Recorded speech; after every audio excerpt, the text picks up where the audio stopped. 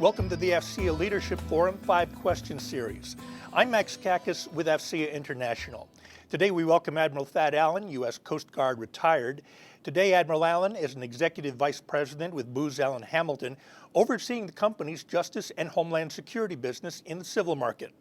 In 2010, he retired as the 23rd Commandant of the Coast Guard, ending a 39-year career in the service. During that time, he's been responsible for federal crisis management following the 9/11 attacks, Hurricanes Rita and Katrina, and the BP Deepwater Horizon oil spill, among others.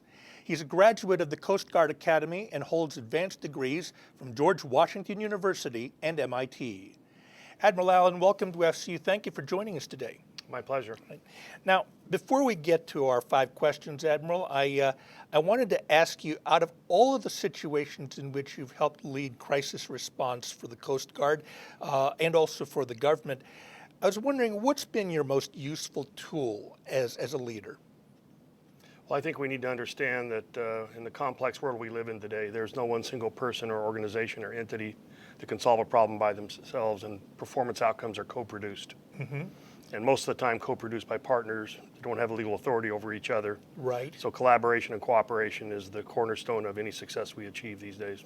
That's got to be a big challenge when you've got entities that don't work together all the time, but when they're thrown together into situations of crisis and emergencies, just like post 9/11, that's got to create some interesting things where you have to create your solutions on the fly.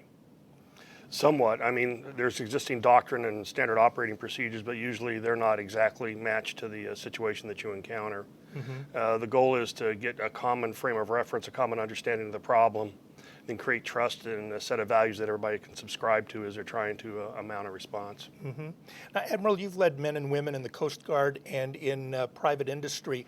What would you say are the characteristics in an individual that mark a person as a potential leader? Well, things that I look for are intellectual curiosity, somebody that's engaged in lifelong learning, mm-hmm. somebody that can subordinate parochial interest and work across boundaries when that's needed, mm-hmm. Someone that has emotional intelligence and empathy, and someone that can understand that there's usually a larger systematic view of things than the narrow view that we have from where we sit in organizations, and being able to not only understand that view, but generalize it to the people you're working with. Mm-hmm. Now, keeping in mind all the things that you just told me, what's the most important skill for a leader to have? Well, I firmly believe it's the intellectual content of what they've done throughout their lives and their experience and their ability to understand complex situations, create mental models for action, and then translate those models to their subordinates. I don't think there's any second. Mm-hmm. So good communication skills. To be able to do that, yes. Right, okay. Now, looking at your resume, I see that time and again you've been the go-to man in terms of trying to help the country out of times of crisis.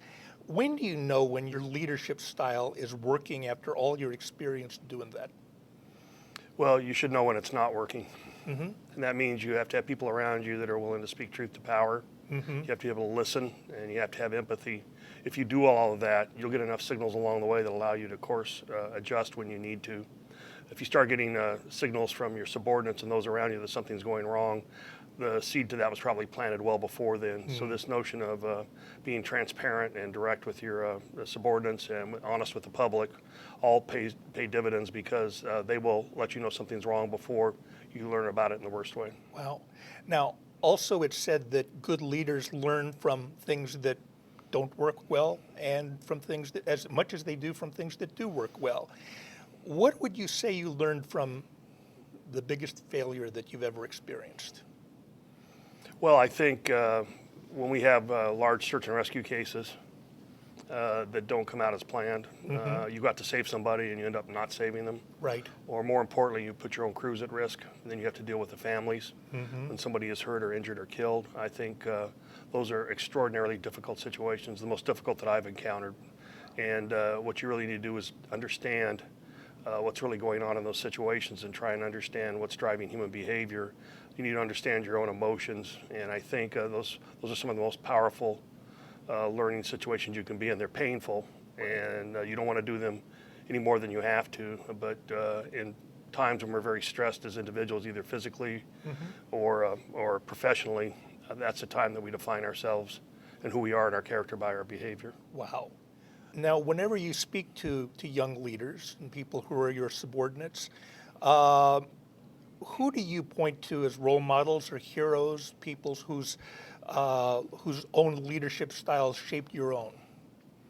Well, actually, almost all the non-commissioned officers I've worked with, the chief petty officers, the warrant officers, the Mustangs, the ones who will speak truth to power are the people that I've relied on generally throughout my entire career. I was kind of raised that way. I'm the son of a chief petty officer. Really? But looking, broader beyond that, really there are architects of our government that did an extraordinarily good job under difficult circumstances. The father of the Coast Guard, Alexander Hamilton, is somebody I admire greatly. Terrific. Well, Admiral Allen, on that note, we thank you for your service, and we thank you, sir, for sharing your insights and perspectives on leadership with us today. I'm Max Kakis. You've been watching the AFCEA Leadership Forum 5 Question Series.